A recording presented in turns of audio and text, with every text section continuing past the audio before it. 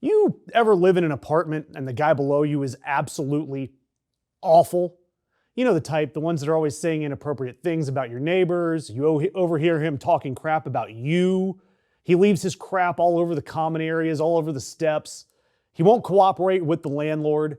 And then that guy has the nerve to come and try to sell you his latest art project or something. Well, that is pretty much what Canada has been putting up with since Donald Trump's second term began. And as I've covered here plenty, instead of squabbling with their annoying neighbor to the south, Canada is actually thriving. They're having awesome parties with the folks in the next building, trading recipes, and even buying whatever scammy fundraiser everyone's kids are selling to each other. And now, in real life, Canada is going to buy their fighter jets from another country, not us. And they're buying them from the same people that brought you that IKEA bookshelf, Sweden. Some assembly may be required on these jets.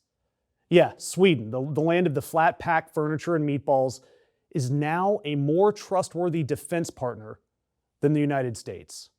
And again, no word on if Canada's new warplane comes in a long cardboard box with that one little weird Allen wrench with 4 screws left over that you may not need. At least Sweden's not trying to annex Canada.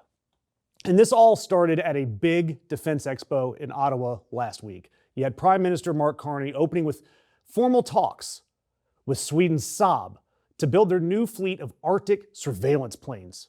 And he just strolled right past all the American options. And then Canada decided they were going to review their entire fighter jet deal with Lockheed Martin. And they've only committed to a fraction of the jets they originally were supposed to buy. And Carney, he's not dressing any of this up. He has said that the United States relationship has been permanently altered. Permanently. And frankly, we deserve this. We as Americans deserve this. Canada is treating us like the guy downstairs that borrowed our lawnmower and returned it on fire with a note that says, "Thanks for nothing." Trump has spent over a year slapping tariffs on Canadian everything and then going on television to daydream about turning the entire country into the 51st state.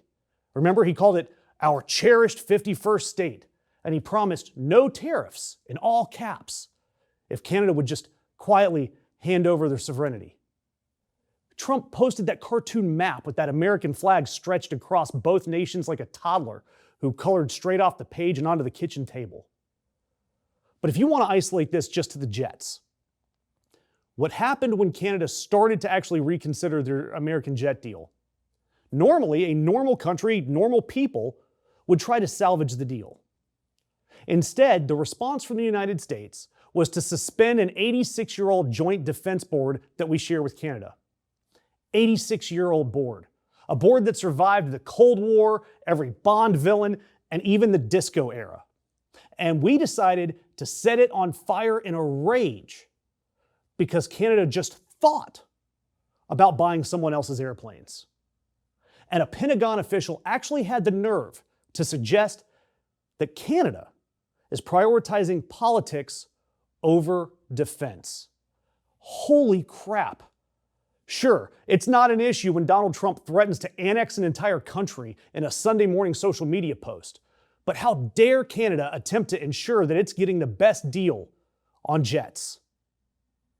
I just want you to remember this. Donald Trump wrote a book called The Art of the Deal.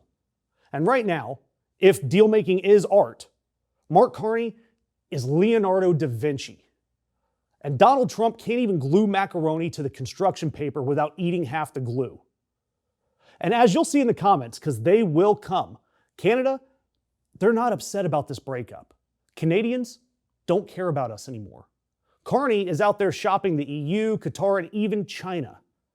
And when a reporter asked him about trade talks with the US, he said, quote, "Who cares? It's a detail." That's all we are now to Canada. After his election, Mark Carney told his country flat out that America wants to break us so America can own us. And that will never, ever happen. That is how our neighbor to the north describes us now. Like an ex who finally went to therapy and figured out exactly what was going on the whole time. We've spent over a century trying to earn the trust of the one neighbor who could actually help us carry a couch up the 3 flights of stairs to our apartment.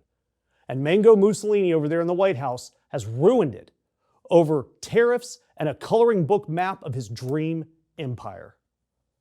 And that's why I want you to subscribe, because we are keeping track of how many allies Donald Trump can run off before the midterms. Make sure you don't miss any of our stories.